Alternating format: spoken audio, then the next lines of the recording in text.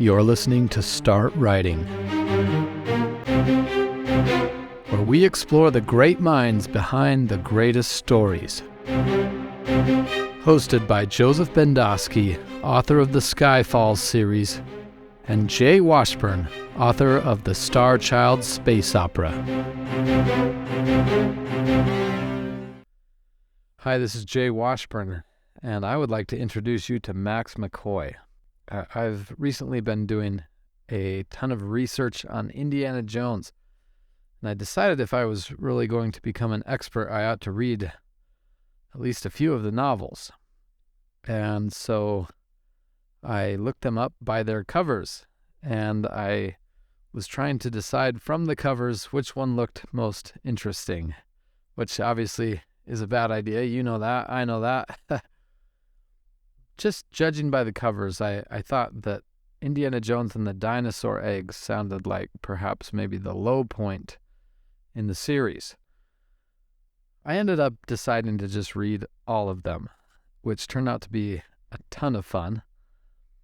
When I got to the third author who had written Indiana Jones novels, that was Max McCOY, and I was just blown away by the quality of his Indiana Jones novels. They were not the cheesy Pulp Fiction that I was expecting from the Dinosaur Eggs cover. And in fact, that one and all of Max McCOY's Indiana Jones novels are favorites of mine. I just think he is a stellar author. But that then got me to peruse some of his other books, and I thought his Ophelia Wylde novels might be about a quaint little old lady in the Old West, but it reminded me a bit of the Dresden Files, where you have this matchup of two exciting ideas coming together. So the Dresden Files is obviously a wizard in modern-day Chicago, I think. This had a similar vibe, where it was the Old West meets this cool fantasy action hero, and man, it was a blast. Exciting, fast-paced. I've read a few of his other books too.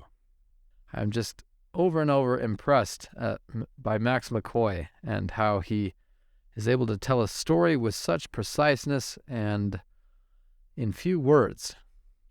Very impressive. And I am truly honored to have him as a guest on Start Writing today. I would also just like to add that Joe, my co-host, is suffering through a personal tragedy right now. And if he ever wants to talk about that, that will be up to him. But I just wanted to invite you to send him your prayers and your appreciation, because I think he could use it right now. Without further ado, here is our interview with Max McCOY. Hello. Hi. Can you hear me, Jay? Yeah, I hear you. How about, can you hear me? Yes, I can. Awesome. Man, thank you so much for taking the time. How's your day going? It's okay. It's been a busy day, but that's sometimes good. So, are you teaching classes? Yeah, I had a mass comm class about an hour ago. So yeah, cool. Okay, well, let's jump right into this. I have a ton of questions for you. So, you bet. So I like to ask guests about their name. I love the last name McCoy. I think it's cool that you use the phrase "the real McCoy" on occasion in your writing. Yeah. But yeah, tell me the story of your name, both Max and McCoy. Well, it's my real name, even though it sort of sounds like it's made up to be a Western writer. I've had people ask me that question: is this a pen name? No, it's my real name. And my mother, interestingly, thought that Max McCoy sounded like a writer. So she had this in mind when she named me. She was a big reader and was an early influence in my reading. And I guess that makes sense. So I'm glad she chose that. And my dad went along with it. So, yeah. So it was fate all along. Yeah. Dang, that's cool. So most of our listeners are novelists or aspiring novelists. And so I just want you to imagine for a second that you were a character in a novel. What is a quirky habit, or maybe something about your writing process that is interesting and memorable that might make you stand out as a character? That's a great question. I think the most memorable thing is that I learned to write late at night. And so my usual writing schedule is between 10 p.m. and 4 a.m., which is kind of an odd schedule, but it came about that way because my first day jobs were in journalism, where they were in newspapers. And after I would finish with my journalistic work, my reporting, then I would sit down and start writing novels and magazine stories. And that's how I got into the habit of writing late at night. And there's some really important benefits to that. And one of these is that you're not interrupted. Yeah. During the day, there's just always interruptions. The visitors from Porlock keep coming. And at night, you don't have that. You can turn things off, and at least I can concentrate on things. I know for others that it works to get up early in the morning and do this before the day starts, and that's a good habit too. But I've always been a night owl since I was a kid, so that's just continued over. It's been tough when I have to teach a morning class or have committee meetings, etc. So that's been the toughest part of it, having this dual career as a novelist and also a professor. Yeah. But it works. And my wife, who is a poet, does the opposite. She gets up early in the morning and writes, and she likes that. And it works for us, so we divide our time so we're not in each other's way while we're writing, and we have the rest of the day to spend together, which I like that. Yeah. Dang, that's cool. Well, I don't know. I hope this isn't too personal, but so like last night, were you up till 4 a.m. last night, or? Not quite. It was maybe 3:30. Ah. So pretty close, yeah. Dang. And I will typically, when I write, I will go longer in terms of my writing sessions as I'm getting closer to finishing a project. So when I'm in the early stages, it might be, 10 to 1 a.m. or 10 to 2. And then as I get closer to finishing, it might go to 4 or 5. Okay. And typically when I finish books, it's like 6 o'clock in the morning. And then I'll make a note. I keep a notebook, a journal, and I'll make a note of when I finish a book. And more often than not, it's between 4 a.m. and 6 a.m. So. Well, so do you track all your hours of writing so you know how many hours a given novel takes? Well, no, I don't do that. I tried and was appalled by the number of hours that I was spending. And the question here is, when is a novelist not working? And I think novelists work all the time. I know when I'm driving somewhere and I'm thinking about, more likely than not, I'll be thinking about what I'm writing. Everything is pretty much research, whether it's, something that's going on with your friends or some interesting place you visited. And how do you gauge what happens in the subconscious? Because I think the really heavy lifting for novelists happens in a way that we really aren't aware of until it comes out on the page. Yeah. I tend to plot my novels carefully and then abandon those plans as the novel develops organically. I tend to know where they're going to end up. I tend to know what the last scene is and what the last chapter will be, but how I get there often surprises me in terms of the twists and turns that it takes. I've never had you often hear of, characters taking over novels or something like that. I've never had that experience, but I have had the story unfold in ways that were surprising to me.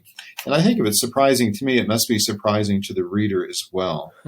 At least I hope so. Well, can I ask, did that happen with your first Ophelia Wylde novel?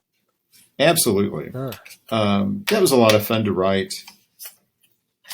And I did more research for it than I probably should have. Hmm. But the research is the fun part.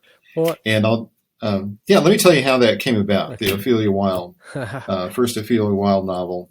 And Ophelia Wylde is a detective who was in 1870s Dodge City, Kansas, and she is a former con woman that she had pretended to be able to speak to the dead. And then in the novels, well, she finds out that she really can speak to the dead. So it's a paranormal mystery.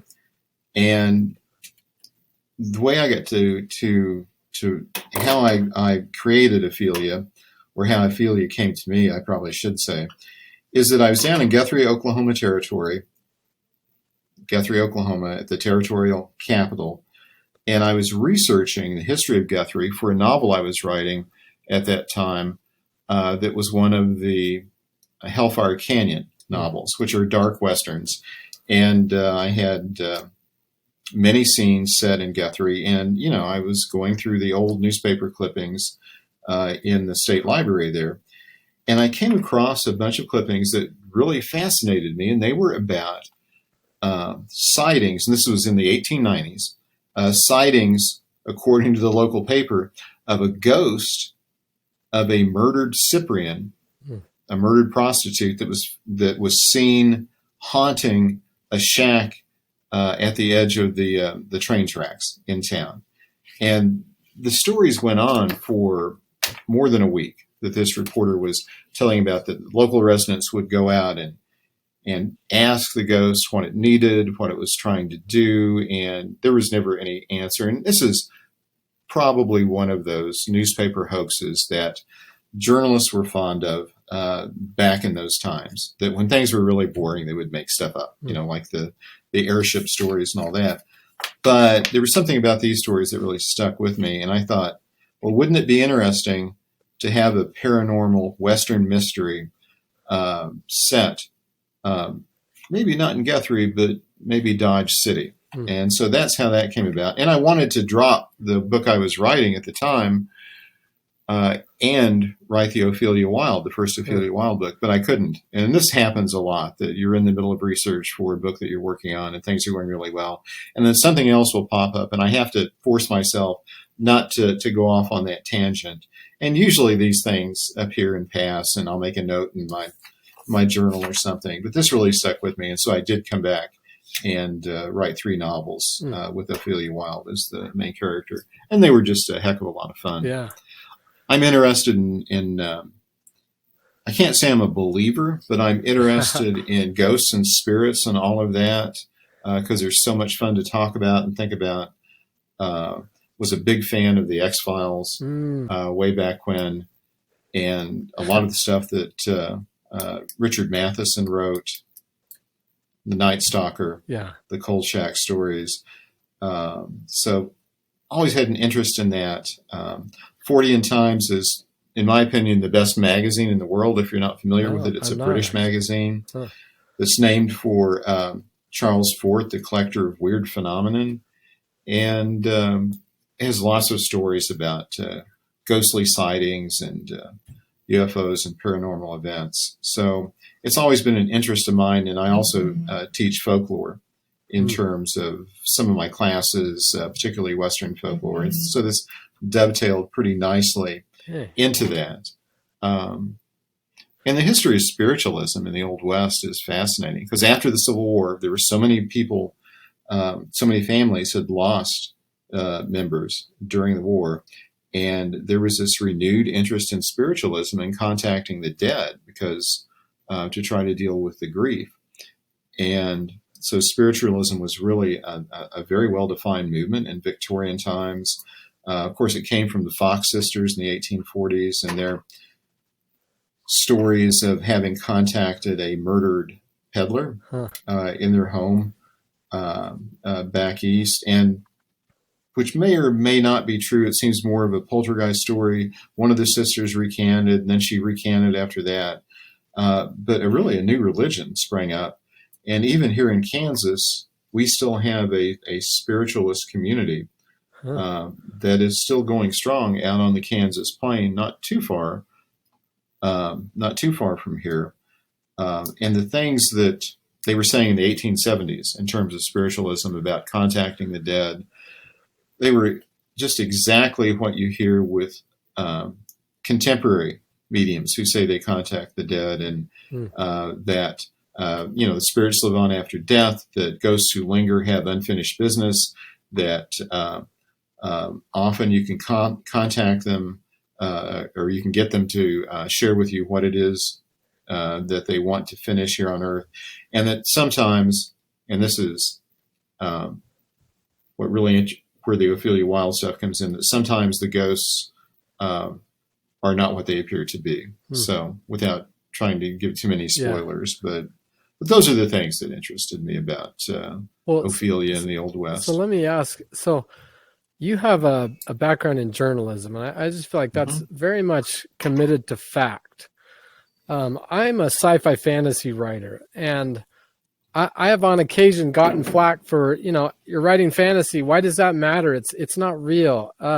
What have you ever encountered that argument? And like, what do you say that this stuff, you said you're not a believer, but you're fascinated by it. Like, does this kind of stuff have some meaning and some value aside from it's just fun? I think it must. And I'm an agnostic when it comes to this kind of stuff. Can't say that I've ever seen a ghost, not ruling it out. I don't think I'm smart enough to know what happens to us, if anything, after we die. But your question about the area between fact and conjecture, my experience as a journalist helped me mostly in, I think, meeting deadlines, being able to structure a story, being able to put two sentences together. And I went into journalism because Hemingway had famously said that to learn how to write, there is no better place than a newspaper. So that's how I went into journalism in the first place. And that helped me enormously. In my 20s, I was freelancing to national magazines. And then by the time I was 30, I had my first book with Doubleday. And it all comes from learning to write on deadline for small daily newspapers. Now, the question about what is the importance of these stories to us? Are they just entertainment? And I think it transcends entertainment, that it addresses a basic human yearning in us to know what lies beyond. I have to go back to Joseph Campbell and talk about the hero's journey and why stories are important to us anyway. And it's more than just entertainment, that I think the best stories give us hope. They give us really a type of survival information, even if it's completely fictional characters. It has to be believable enough for us to recognize, this is a human story. These are characters that I understand or can identify with. And then my next thought about this is that all worlds must be believable. So even if you're creating a novel that is set in a fictional space, it still has to have an understandable set of rules, and it must be believable for the reader. So that's important. With historical fiction, which I write a lot, if you mention a historical fact, like I mention a lot in the Ophelia Wylde novels, I think you owe it to the reader to get those facts right. Yeah. You have and I think that adds an extra level of authenticity to the stories too, when you do have your facts right. With Ophelia, for example, Ophelia early on in the first book is mistaken for Kate Bender, a trance medium and a member of the notorious Bender family of just outside Cherryville, Kansas, and one of the first documented cases of serial killers that we have. And we don't know what happened to the Benders. They disappeared. The Bender family killed 13 people along the Osage Trail, this lonely trail that winds across southeast Kansas. left the cabin empty after a search party went out looking for some of the victims, and we don't know what happened to them. But the details about the Bender family, when I talk about that, and in the book I talk about the Kansas governor offering a reward for the capture of the Benders. All that's true. So Kansas readers would be more familiar with that than others, but I do think it lends something to it. Also, in it, I talk a lot about Dodge City in the 1870s, and I talk about the deadline, which is the line where you could not bring firearms into town. Mm-hmm. All that is accurate, or as accurate as I could make it. I did a lot of research on it. I'm really not. I do not like to abuse the facts because I think they add so much to a story that it's important to get them right. And we'll make mistakes sometimes. Sometimes I will get a detail incorrect, and readers will tell me about it. But you have to get it right. What readers mostly will tell me about is if I get a detail wrong about a firearm or a piece of technology or something like that. So I try to get those details right. So I did get some of the details about the railroad in Dodge City a little bit wrong during that time. I did have people tell me about that, but they weren't substantial or weren't material to the story. So I wanted to ask a related question. So in Ophelia Wylde, the world is real, well, aside from the fantasy element, but then the characters you made up. But you've written about Jesse James and Wild Bill Hickok and a bunch of these historical figures. And I'm curious how you addressed, I mean, you're writing a novel, and a novel's fiction, you know, sort of, but you're writing about Wild Bill. So, I as a reader, I don't know Wild Bill's history that well. I kind of know how he died, but I'm not sure where the line is between fact and fiction as I'm reading that. And I'm kind of wondering how you address that, because you're addressing a real life person, but you're making a novel out of it. So how do you blend those two together? Okay. Another good question. Let's take Wild Bill and Jesse James separately, because I took two different approaches to them. And with Wild Bill, you said you know how he died. And of course, he died in Deadwood, South Dakota, shot to death. He probably wasn't holding aces and eights, as the story is, but everyone knows the story about him dying in Deadwood. Everyone who is even a little bit familiar with the Old West will know that the Hickok-Tutt fight in Springfield, Missouri in 1865 was the first and maybe one of the only examples of really a stand-up gunfight where people shot it out. And in this case, they shot it out across the square in Springfield, Missouri, and Hickok ended up killing Dave Tutt over a pocket watch and maybe over a woman. It's not really clear. So I took those two facts about Hickok's life, the gunfight and the way he died, and there's a lot in between that is unknown. And I use those as really as signposts for me that I knew I wasn't going to stray from the facts of the gunfight or his death. But there's a lot that was just unknown about Hickok. For example, his work maybe as a spy during the Civil War in southern Missouri and northwest Arkansas. And so I found that fascinating, that there was an opportunity to explore that gray line between what is known about Hickok's life and what is really unknown. And even during his lifetime, there were wild stories. I mean, he was the subject of dime novels, etc. So I had a little bit of fun with that in there too. And the Hickok story is a little darker than maybe people are used to.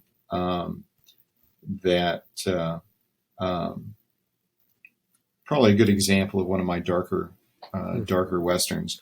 Whereas Jesse is not really. And Jesse, everyone knows how Jesse died. He died at the hands of Robert Ford in his home in St. Joseph, Missouri, while he was living under the name of Howard. And just remember the lyrics to the song, and you got that. So this is one case where I did change how Jesse died, and I'll tell you why I did it.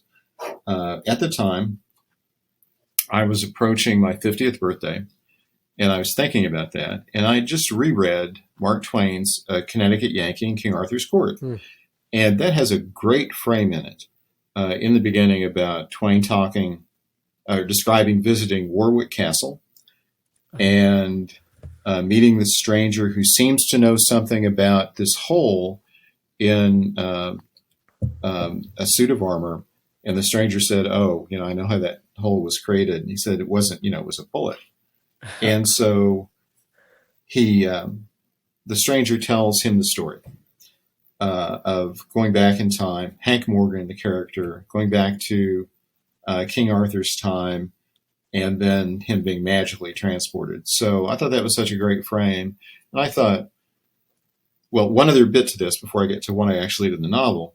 There is a story that's pretty well documented that Mark Twain met Jesse James in a dry goods store in Missouri. And Jesse James comes up to him and says, "Well, I reckon we're about the most famous people in our lines of work." And Twain says, "Yeah, who are you?" And he says, "Hi, I'm Jesse James." It's a great story, right?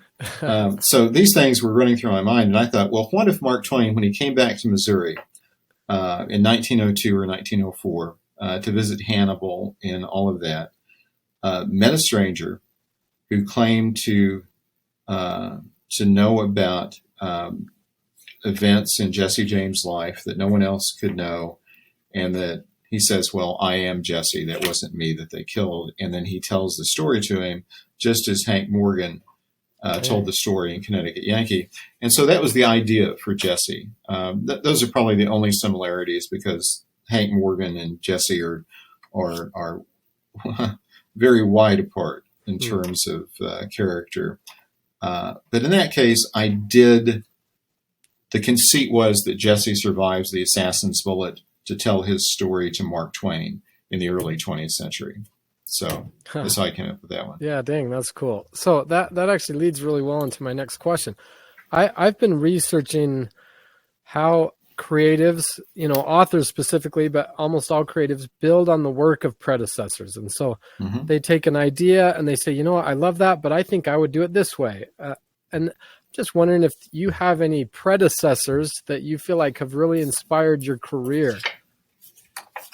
Too many to mention. It's interesting you'd ask this question, because I was thinking just the other day about my influences, and my early influence, I mentioned my mother and that she was a reader. And at our home in Baxter Springs, she had a little hutch-style secretary, and it had a couple dozen books in it. And she was a very eclectic reader. And the books were, and I can picture them as I'm speaking to you, they were the complete works or the Adventures of Sherlock Holmes, the complete works by Conan Doyle. There was that.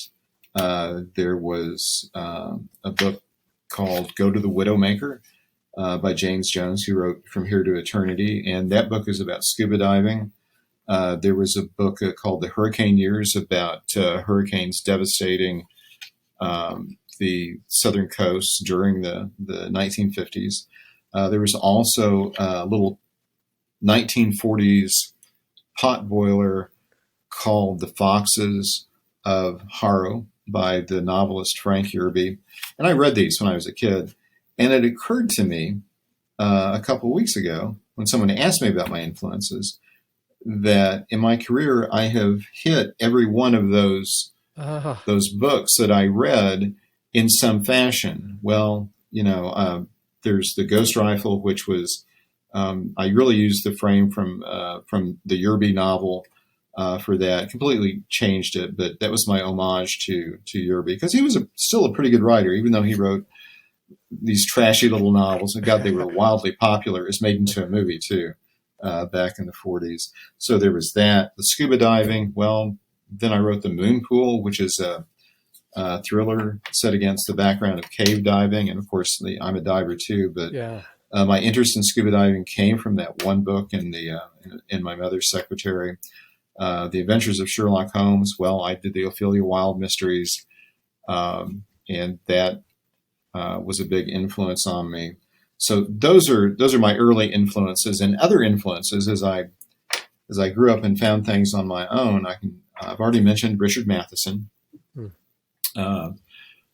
Terrific writer who my favorite novel of his is What Dreams May Come, which Oh. was made into a movie.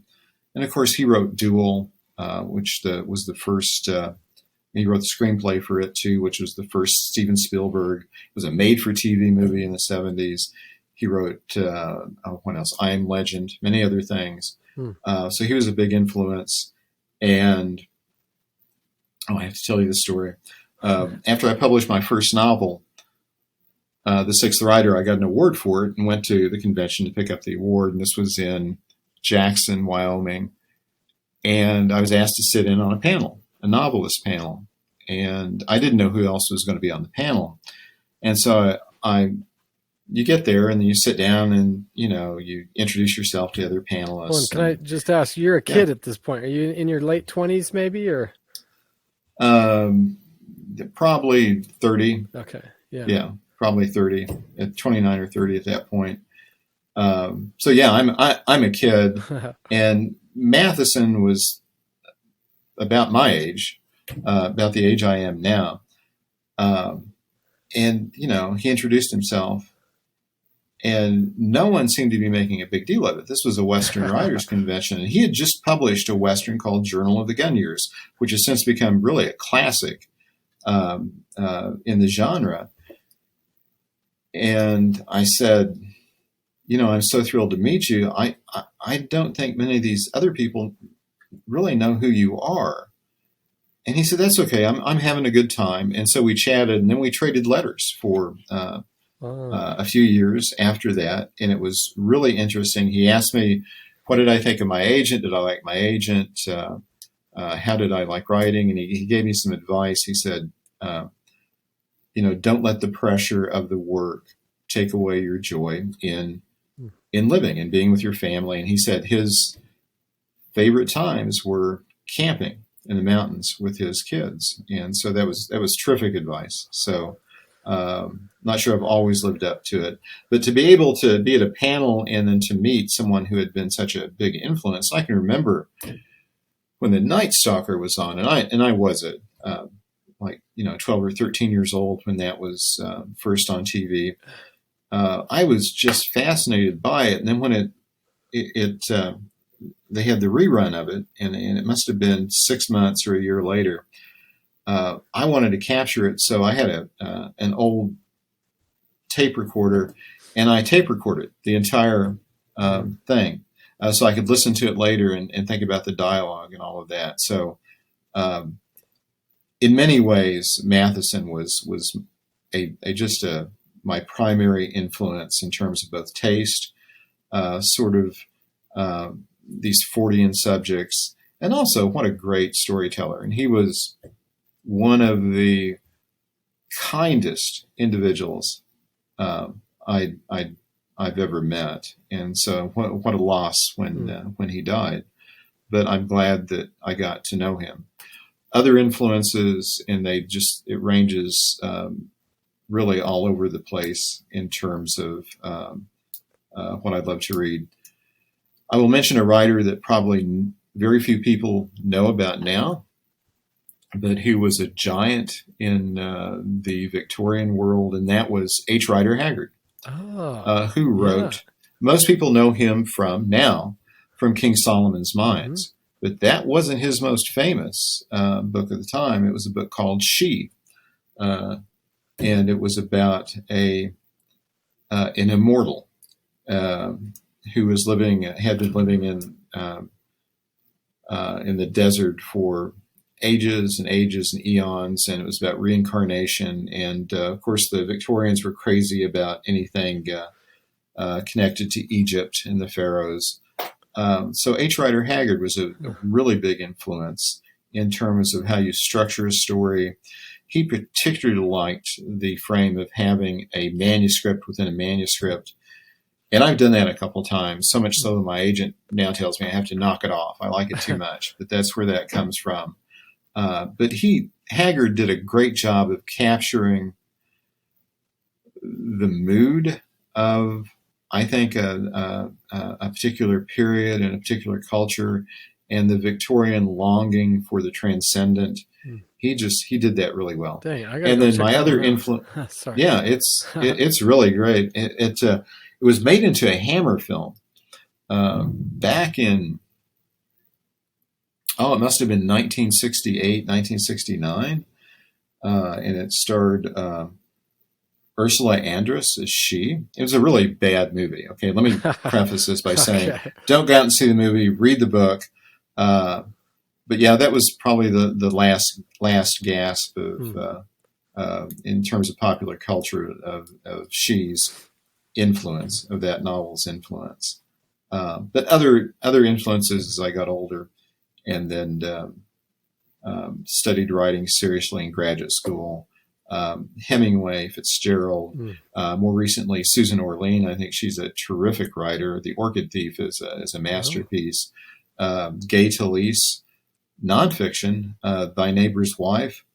I had a novelist friend who said that it was the most perfectly structured nonfiction book ever, and I agree with him. This was Philip Finch. That's high praise. Who told me this? Yeah, and I think it was he was right on. Of course, the new journalists Tom Wolfe and Hunter Thompson, and Cool. that whole lot. So Susan Sontag as well, terrific essayist. So I just love them all. Yeah, dang. Well, that's a ton of recommendations that I have a long list. Let me dive into some Indiana Jones questions. Okay. First, I think you're in your mid-30s when you got picked by George Lucas or Lucasfilm. How did you get picked to be the next guy in line? Yeah, it was after my first couple novels with Doubleday, and I had an editor at Doubleday who was tapped to be the liaison to Lucasfilm, and Lucasfilm wanted to continue the Indiana Jones series with some novels, and this was after the first 3 films. And Rob McGregor had written the first 4 books in this series, and Rob did a pretty good job. And it started out, it was something new, and now doing these sorts of tie-ins is not unusual now, but it was a little bit unusual back then, I think, especially to have somebody from the outside come in and be invited into the world. But Lucasfilm was a pretty receptive to that sort of thing. And after Rob did his 4 books, Doubleday was looking for someone to take over. And my editor had liked the way that I handled action in The Sixth Rider and Sons of Fire, my first 2 novels for Doubleday. And he said, do you think you could write a sample chapter? And I said, sure. Of course I said, sure. I didn't make a big deal of it to him, but on the inside, I was, jumping up and down because I remember seeing Raiders of the Lost Ark when it first came out and just being blown away. And I particularly remember, and this was at a drive-in movie theater in Joplin, Missouri, and it was raining, and couldn't see the screen very clearly, but the opening sequence, I had my head out the car window looking at the screen. I was getting rained on, so I could watch this incredible opening sequence with the boulder rolling after Indy, and after he takes and then Belloc, stealing the statue from him. I remember thinking, gosh, somebody is being paid to write this. And then just not many years later, I was the one being paid to write it. So I sat down and watched the first 3 movies, made notes, did some research on how Lawrence Kasdan and Spielberg and Lucas all contributed. Kasdan was the screenwriter, all contributed to the idea of it. And after I thought I had a pretty good handle on where they were coming from, and of course I was familiar with Joseph Campbell's The Hero's Journey, which they had in mind as well. So I sat down and wrote a sample chapter, which became the first chapter in The Philosopher's Stone, which is the first book. And that's how that worked. I had to audition. Isn't that the Crystal Skull? Is it? Yeah. So you have, I love this theme, but each of your 4 novels begins and ends with this Crystal Skull thing that kind of ties them together. which I honestly think is a brilliant idea. I love how it kind of makes those 4 novels into a series. You know, it pulls them all together. How did you come up with that idea? It sounds like that was the first thing you thought of. Well, it really was. When I was given the contract, after I was given the go-ahead after Lucasfilm had looked at the sample chapter, and then I was given the Bible for everything that was known about Indiana Jones, and I had to sign. Tell me what that was. That a book, or is this? Oh yeah, it was a big binder, and it was called The Bible in the Industry because it has everything that's known about the franchise and the character, including projects that they were reserving for Lucasfilm, and it had things like synopses of the Young Indiana Jones stuff, which had already aired on TV. So I couldn't veer from the canon, as it were. There was no alternate universe like you now have with Star Trek or whatever. But and that was fine. So I was thinking about, okay, I'm going to have 4 books, and I don't want to just repeat the same thing in each 4 books. So I wanted an overarching story that would begin with the first one and would wrap up with the ending one. And so that was the Crystal Skull, which is somewhat different than the Crystal Skull as it came out in the movies. But there are a couple of chapters missing in the very last book because when I wrote the 4th one, Secret of the Sphinx, there is a time travel sequence in the end of it as I wrote it. And the chapters have Indy coming to stepping out of the temple that he's in at the end of the 4th one, where he's trying to return the Crystal Skull. And to set everything right, he comes out of the temple, and the temple, that entrance has been moved to the American Museum of Natural History in New York, and he comes out in the 1990s, so it's contemporary. It's almost the turn of the 20th century. And there are a couple chapters, and Lucasfilm did not like that because they wanted to reserve the time travel thing. Really? But there's some clues, and there's some clues to remaining in that last book to the time travel, what really happens. And some readers have figured it out, particularly when Indy is, and of course, Indy teaches at Princeton, so he's near Einstein, where Einstein was living and working. So he sits on a bench and he talks to Einstein about space and time. And so that's the biggest tip-off there. But yeah, it was a lot of fun, and I liked having the continuing story of the Crystal Skull. But it was all because I didn't want to repeat the same thing over and over. Yeah. Well, so that's interesting. So I don't want to give away spoilers to any readers, but Alicia Silverstone, I think is her name. There's kind of an ending to her arc in book 3, which I would have thought might happen in the 4th book. And so that made me, as a reader, I thought, oh, I bet he wasn't planning to write the 4th book, but it sounds like you were. So I don't know. Any comments on that? I always knew there were going to be 4 books. I knew that it would pretty much end the way the last chapter ends. With Alicia, I don't know. This is an example of things happening which are the book didn't turn out exactly. It took a detour in the middle of it, and that story was just finished. So I don't know if I have a good answer for you on that one, Jay. It's just the way it worked out. Would I go back and do it the same way? I don't know. Maybe. Well, honestly, I like book 3 a lot. Oh, good. I mean, I like them all, but yeah, I really do like that one. So you did your research. I'm impressed. Well, I mean, I don't want to get too into it because this is about you and not me. I've been researching Indiana Jones. And so, I recently read all 4 of your novels. And then, I've read Ophelia and a couple others. But yeah. Oh, cool. Good. I'm impressed. Let's see. Okay. So again, this is a little bit of a personal question for me, but you came up with the Crystal Skull MacGuffin. Did Lucasfilm or anyone ever say, hey, thank you for like you connected Indy to that, and now we're using this in our movie. Did you ever get any credit for that? No, I didn't. Are you just like out of contact with Lucasfilm after you finished yours, or? No, I still have maintained some contacts with the individuals there, at least until the sale to Disney.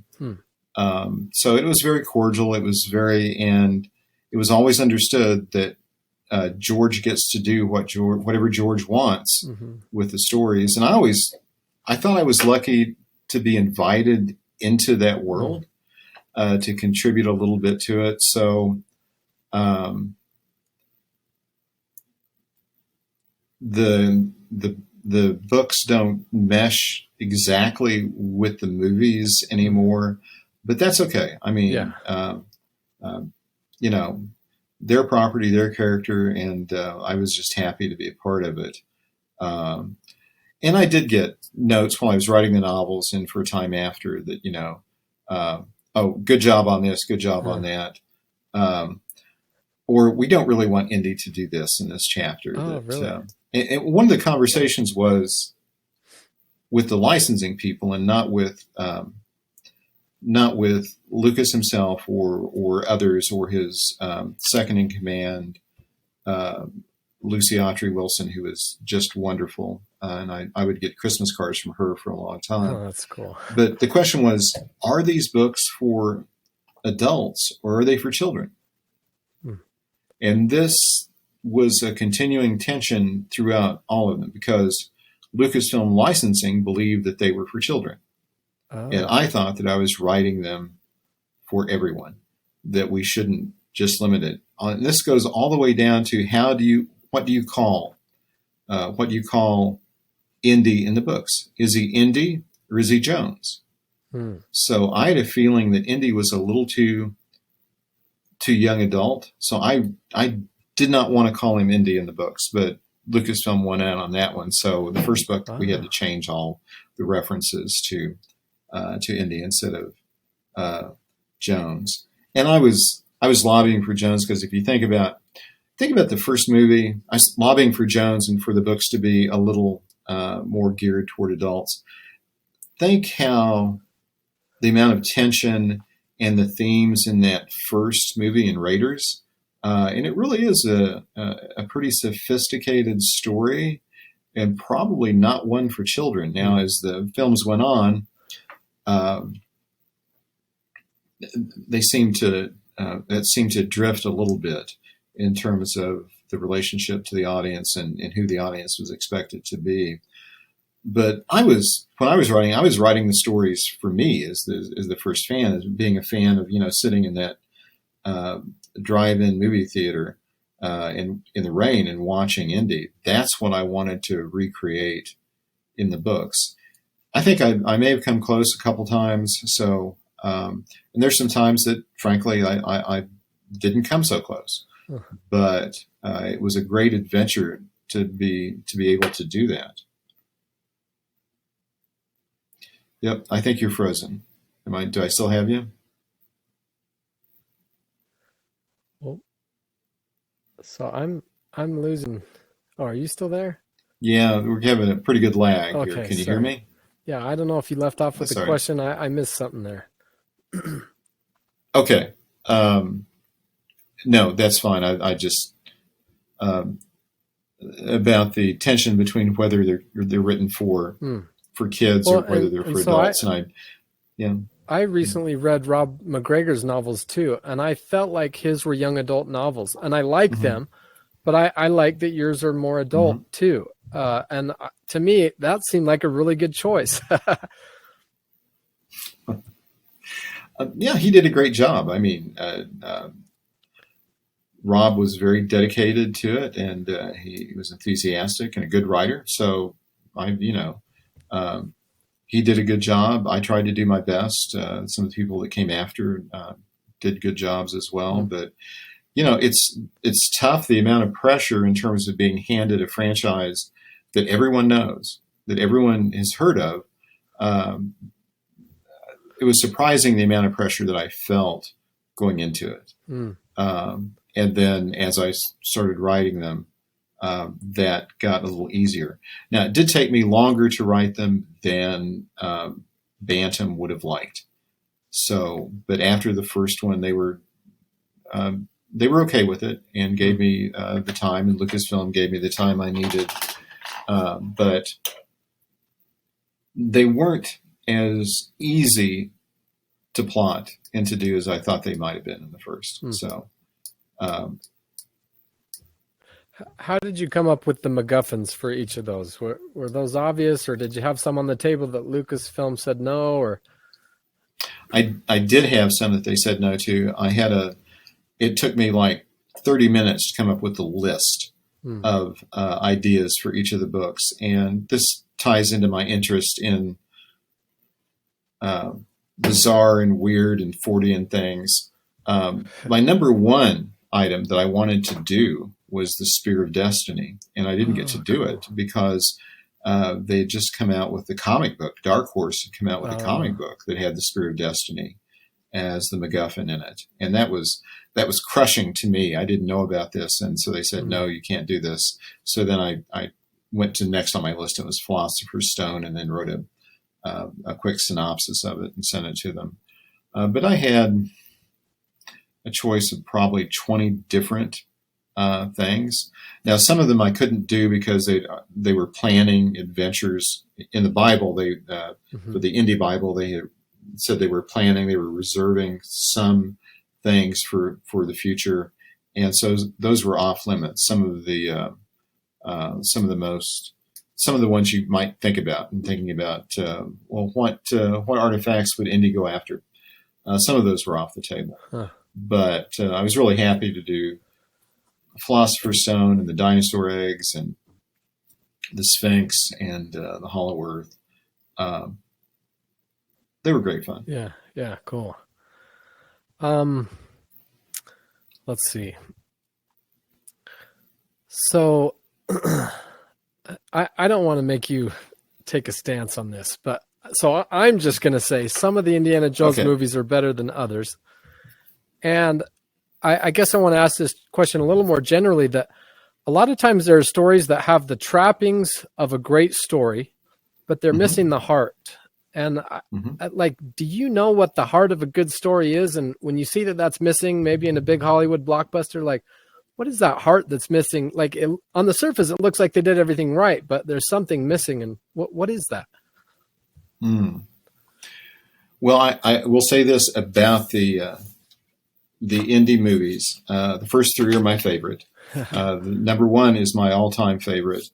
And it is so difficult to make a movie. And having had some experience with this, I'm not going to criticize anyone else's effort because I understand the passion and the hard work that goes into it. And it's great that when everything works out and we have a movie that we can love. In terms of what is the heart, I'm gonna go back to Joseph Campbell. And you probably know the story of Chris Vogler's $1 Million Memo. Have you heard this story? I'm sure you have. I don't think so. Chris Vogler was a reader of was a screenplay reader in Hollywood, and he was thinking about just this issue of what makes a great story. How does a story transcend the trappings of it, the costumes, to really become a classic, to really reach people in a way that is meaningful? And he wrote a memo thinking about this, and he used The Wizard of Oz as an example of a movie that succeeds on every level. And he said, well, what the movies that really succeed, like The Wizard of Oz and many others, is that they all conform to Joseph Campbell's idea of the hero's journey, the monomyth. And Vogler cited a 1949 book that Campbell had written called The Hero with 1,000 Faces. And Campbell was a mythologist, and he taught at Sarah Lawrence College. And he was a mythologist in the sense that he studied stories around the world. And he he found this, that there is really one adventure story in the world, and it keeps getting told over and over again, that the names and the circumstances change, but there are certain elements that remain the same. And you can, this is not a formula, because you can put these elements in a different way and it still works. You don't have to have all the elements every time. But in general, here is the story, that you have someone who's living their ordinary everyday life, and it can be man, woman, sometimes it's animals, it can even be, think of Christmas stories, it can be a toy. So when Campbell uses the word hero and I use the word hero, I'm not just thinking of, a two-fisted action hero. This can be anyone. But they're living their ordinary everyday life, and then something happens that is a call to adventure. And this call to adventure asks them to be their true, authentic selves. And in The Wizard of Oz, it's easy to know what the call to adventure is. It's a tornado which transports Dorothy to Oz, and she tries to run away at first. But you always have to be acting on something that's on behalf of something that is bigger than yourself. Can't be just purely greed or something like that. And there's going to be helpers and hinderers along the way. But the most important thing is that the hero, that she has to learn that she always had it within herself to succeed. And you see this in The Wizard of Oz, in that Dorothy learns that a couple times that she had it within herself to succeed. First, when she discovers that it was just water, she just had to throw water on the Wicked Witch to defeat her. And then in the end, where she thinks she's stuck in Oz and she wants to go home, and Glinda the Good Witch appears and says, you just have to tap your heels together 3 times and say there's no place like home. Lucas had the hero's journey foremost in mind when he wrote Star Wars. He used this as really his inspiration. Vogler eventually wrote a book called The Writer's Journey, which is about this, and I recommend that highly. Yeah, I know this to those who, and I was lucky enough to talk with Vogler. He came to a writers' conference that I'm the president of in Eureka Springs, Arkansas, a few years ago, and he spoke to the crowd, and we got to talk. I got to talk to him about the memo, and he was a really nice guy and did a great job. But it was interesting to hear it firsthand from him. Mm-hmm. Now, Campbell didn't use The Wizard of Oz, or he used stories from around the world, particularly coming-of-age stories, cultural stories. But Vogler bridged that gap, and he said, okay, well, here are really the roots of what drive us to stories, that it's not just for entertainment, that we're getting something that human beings need. We're getting emotional sustenance, encouragement, and wisdom from these stories. And that's what keeps us going back to the movies, or keeps us reaching for the next novel. Dang, that's cool. Okay, yeah, I'm going to go read his book. That sounds awesome. Yeah. So we're almost out of time. Let me ask you one writing question, then I'll ask you some rapid fire questions. Sure. I feel like your style, you're able to say a lot with few words. You're just very concise, but that doesn't mean you're missing pieces. Like I feel like it's very clear and very vivid, but concise. And so I'm curious, is that a habit you've trained? Is that a editing? Like you do that all in editing? And then along with those questions, how does one learn this skill? Well, I attribute my journalistic experience to being able to write concisely, and there's that helps a lot. Also, I remember a piece that I read from a piece of advice from Isaac Asimov, who said that he always tried to get it right on the first draft. And so I really took that to heart, because I hate editing and rewriting. It's necessary. We all have to do it. I'm not saying don't edit, don't rewrite, but I try as hard as I can to get it right on the first draft. And so I think that helps. The other thing that I do that I think helps is that I structure my stories pretty carefully, to the point of not just having an outline, but I I storyboard the stories, that I will draw Oh, scenes wow. and mix them up and change them around. And that works for me better than doing an outline. I can make a sketch of the scene, and I did this with Ophelia Wylde, the whole book. I will make a sketch of the scene on a piece of cardstock, and then make a few notes on it, and then put it aside. Then if I come up with another scene, and then eventually you've got 60 or 70 scenes, and you can move them around, and it works really well.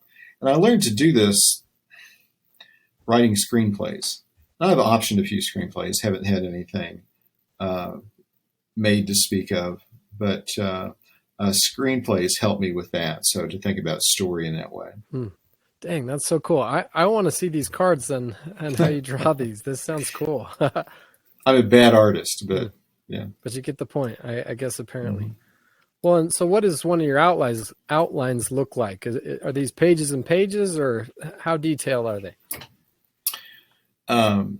They will be not that detailed. My outlines have to do with, I don't even break it up into chapters. I think more in terms of scenes, and I will do the storyboards. I will make notes in my journal. In my journal is on one side of the journal, I have all my notes about the facts and the books I've read that go along with that, and where I can find the research.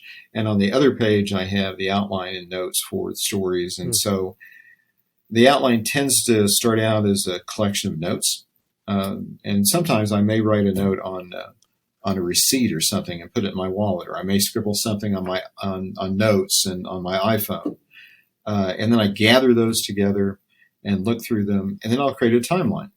I'll create a chronology. Now, I usually do not stick chronologically, as you probably know, in telling my stories, but I will make a chronology so I know what happens when, and then I'll slice it up into chapters and then rearrange it, and with always knowing what the ending of the story is going to be, and I work toward that.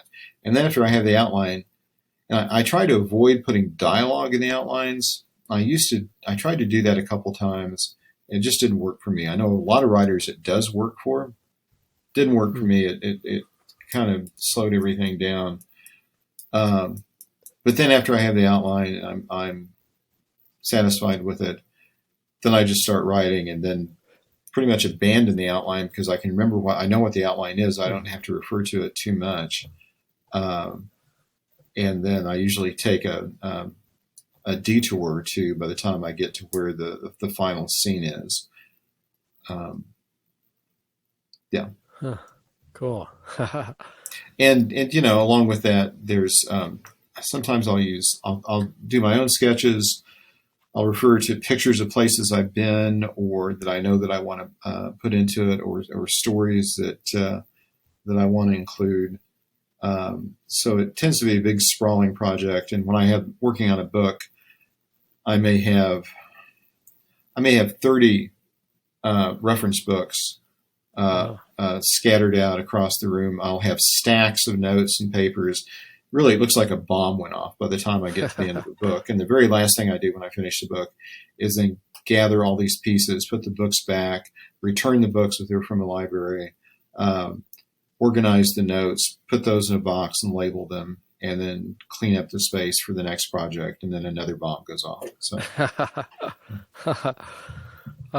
Okay, let me ask you. These are just rapid fire questions. Sure. So we'll try to get through 10 of them in a couple minutes. But okay. Which of your books? So this actually comes from someone on Reddit. I mentioned that I was going to interview you.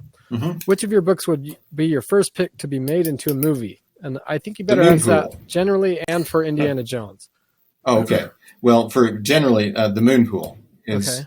That's the thriller I talked about that is set in the world of cave diving. It's actually set in Missouri at a place called Bonne Terre, a real place, and there's a flooded mine there. And it's about the world's only private underwater detective, a guy by the name of Richard Dahlgren. And it began as a screenplay. And I had optioned the screenplay early on, and it's way back in the 90s. And it never got made. and then when that option expired, I wrote it as a novel and updated it, and it came out in 2004. I think it's the best structured and the most visual of my novels, of my Cool. own novels, in terms of that would make a great movie. And now the technology is finally catching up to where you could do all the underwater stuff and not have a Jim Cameron type budget to go along with it. Because that was the problem with after I optioned it, because it was just going to cost so much money to make, and there were so many underwater scenes. But I like the novel. I think the novel turned out even better than the screenplay. So I think that would be the top one. Of the Indiana Jones books of mine, that's a really tough question, because I like the overarching story of of the skull, and I'd hate to leave that out. So I'm going to break the rules here a little bit. I'm going to say I want to keep that overarching story and have that in it. But my favorite of those stories is Hollow Earth. So, oh, cool. Yeah. That one really stood out to me too. Some of your indie fans have asked if your indie books will be made into ebooks or audiobooks. Do you happen to know anything from the publisher whether that would ever happen? I don't. That's a great question. I hope they are soon. I know they every few years Bantam will re-release them in new editions, and that's happened a couple times. But I don't know of any plans for ebooks or audiobooks. Well, and you've heard there's a 5th Indiana Jones movie coming soon. I would hope that they could ride that wave, and I think your books need to be out there. But thank you, appreciate that. Okay, who beta reads your books?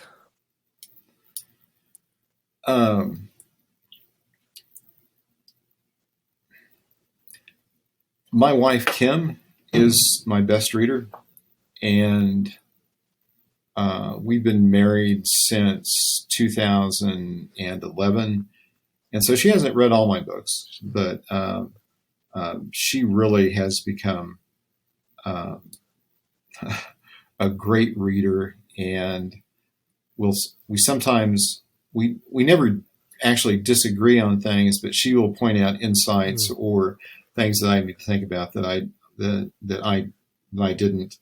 I'm being vague here. Let me tell you exactly what she will tell me is that she will tell me that, you're avoiding this. Is there some reason you didn't go where you should with this, or why aren't you addressing this in a more direct way? You're throwing away the dramatic potential here. And she did this with Ophelia in a couple of places, in terms of particularly the scene where Ophelia, without giving out too much, but where Ophelia is buried alive early on in the first book, and she had some really pointed questions about that, and she has made it a better book. She also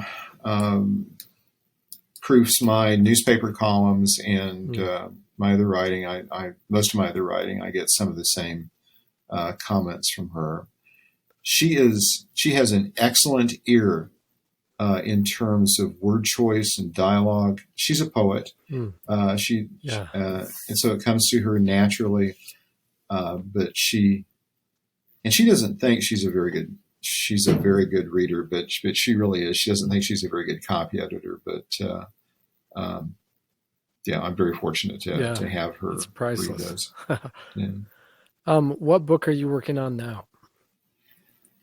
I'm working on a couple of different projects. I've written a couple of historical westerns set in the fur trade in the 1820s, and they are quirky, like many of my other books. They're not what you'd expect for a Western set in the fur trade era, which I hope is good. So working on the third book in that series, and I am also have gotten interested in the Bender murders again. and have recently become acquainted with the guy who recently purchased the property. It was off limits for a very long time. A family had it. They farmed it. They didn't want anyone on the property. But a gentleman who had grown up in that neck of the woods and knew the story really well got interested in it. He bought it. And so for a newspaper column, a couple of years ago, I knew the property had been up for sale, and this year is the 150th anniversary of the Bender murders, by the way. But I found out who had bought the property, and I just called him up and I said, "Hey, I want to do this newspaper column about this. Will you tour the property? Will you let me tour the property?" He said, "Sure." And so we became good friends, and we walked over the property, and he has got a team of archaeologists from a university that's going to come in and do a proper site study. And I'm thinking of the novel possibilities here. So that's in the percolating stages, I should say. Yeah, that's super cool. So we'll see what happens with that. There's a presumption here, but what book are you going to read tonight? Oh, that's a pretty fair presumption, a pretty safe bet that I would be reading a book tonight. And the book I'm reading right now is a biography of. Is it a biography? Should I call it a biography? It's a nonfiction book about the song Wichita Lineman. And that's cool. it's fascinating, and about it's not written by Jimmy Webb, but Jimmy Webb is interviewed in it. And, I'm blanking on the author. I apologize to the author of the book, but I cannot think of the author right off the top of my head. So that's the one that I'm just now finishing. Very cool. So. What is the one book? This is the last question, by the way. What is the one book that has had the greatest impact on your life? Huckleberry Finn. That's cool. For all the obvious reasons, and some things that may not be so obvious. As you know, that Missouri figures prominently in many of my historical books. So there's that. I'm also a Mark Twain researcher. I've written a lot of nonfiction about Mark Twain and done some scholarship. But it is what Huck says at the end of Huckleberry Finn, which really gets me every time, and that is that if he'd known it'd been so much trouble to write a book, he wouldn't have tried it in the first place. So I keep forgetting that. After every time I finish a book, I swear that I'm never going to do another one, and give it a few weeks, and then I'm working on a new one. Yeah. So excellent.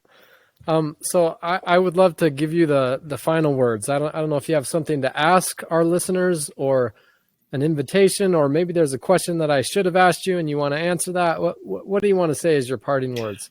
Well, Jay, you had great questions. And I really enjoyed spending the time with you. I'm going to give a suggestion for your audience in terms of if they're stuck in, and I can't claim this one. Another writer told me about it, but and it sounds crazy, but it works. If you're stuck on your story, that an effective thing to do is to interview yourself in the mirror and record it. Record the interviews and ask yourself as if you were an interviewer, someone else, keeping the third person, and your answers might surprise you. That what kind of trouble are you having with the story? Why are you stuck on chapter 3? Why don't you know what really the end of Act 2 is? Why are you having such trouble with a particular character? It sounds hokey, but I can attest that it does work. So that's my best piece of advice. Excellent. Today, anyway. Okay. Well, thank you so much. It's been a real pleasure for me. And to our listeners, it's time to start writing. It's been fun. Thank you so much. Bye-bye. So there you have it. That was our interview with Max McCOY. I hope you enjoyed it. I really admire him, and it was a privilege to get to ask him those questions. I told you at the beginning that I would tell you about the project I've been working on. So a while ago, I had this idea to write something called Stealing Indiana Jones. And you've heard me, this is a weird quirk that I have, but I tend to start writing novels with the title. And this title popped into my head, Stealing Indiana Jones. And I was going to write about, this is where the people who made Indiana Jones got their ideas from. And then I kind of wanted to expand that into, this is how artists come up with their ideas. So this is going to be a story about inspiration. And as I started drafting this, finally, I'd been thinking about it for years, but I finally started drafting it. And as I was drafting, it started to be a story about my brother who passed away. Because he and I, as kids, were deeply into Indiana Jones and Star Wars. And this essay started to also be the story of us. And then it also kind of became this story about personal tragedy and how I personally have dealt with death. So it's kind of light and fun, and it's about being a kid in the 90s. And it's also kind of this heavy manuscript about dealing with the death of someone who's really close to you. And I am very proud of this. It's a short piece.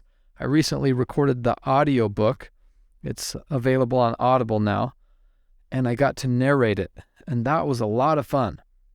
So right now I'm just going to play you, which is what is essentially the back cover blurb from Stealing Indiana Jones. And I hope you enjoy it. If you're interested in reading it, you can find it on Amazon, or anybody who signs up for my newsletter, I send them a free copy of this ebook. And you can do that at theinformant.jwashburn.com, or just look down in the show notes of this podcast and you'll see a link to it. And without further ado, here's the back cover blurb for Stealing Indiana Jones. Stealing Indy will pique your intellect and break your heart. James Wolfhampton. In 1990, a 6-year-old boy stole something from his neighbors. A small book. The ultimate Indiana Jones treasure. A Grail diary. It promised everlasting life, but because it was stolen, the little boy didn't dare tell his older brother, his mentor, what he'd done. In 2020, 30 years later, that older brother passed away. Stealing Indiana Jones is the true story of these two boys and how they discover a monstrous secret, that George Lucas stole his ideas for both Star Wars and Indiana Jones. As they struggle to make sense of what this horrifying truth means for all of us fans, they find redemption along the way. Their story explores inspiration and how great stories come to life. It examines, without shying away, disillusionment and innocence doomed to die. Their story is a salute to the loss of childhood and to the loss of life. Stealing Indiana Jones is a journey through the 90s, a glimpse of boyhood and fandom, and it's filled with both heartbreak and heroism. Most importantly, it's a quest to uncover the secret behind all great stories, the secret of immortality.